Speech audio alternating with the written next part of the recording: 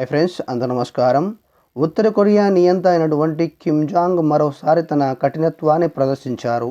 ఉత్తర కొరియాలో తప్పు చేస్తే శిక్షలు ఎలా ఉంటాయో చెప్పనవసరం లేదు. గత నెలలో కురిసిన వర్షాలకు వరదలు రావడంతో భారీ స్థాయిలో ఆస్తి నష్టం, ప్రాణ నష్టం జరిగిందని, వరదల వల్ల కొండ చర్యలు విరిగిపడి ఆస్తి నష్టం జరిగిందని తెలియజేయడం జరిగింది.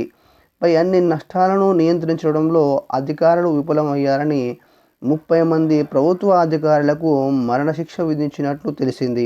ఇక ఇలాంటి మరింత సమాచారం కోసం తెలుసుకునే ముందు మన ఛానల్ని అయితే సబ్స్క్రైబ్ చేసుకోండి. ఇక లేట్ చేయకుండా వీడియోలోకి అయితే వెళ్దాం.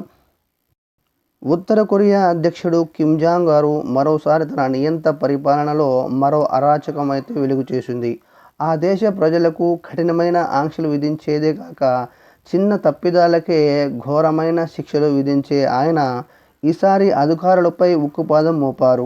ఈసారి ఉత్తర కొరియాలో వర్షాలు, వరదలు పోటెత్తడంతో, అదేవిధంగా ఎక్కువ మొత్తంలో వరదలు రావడంతో విపత్తులు నియంత్రించడంలో నిర్లక్ష్యంగా వ్యవహరించిన అధికారులపై కఠిన చర్యలు తీసుకుంటూ వారిలో దాదాపు 30 మంది అధికారులకు మరణశిక్ష విధించినట్టు తెలుస్తోంది.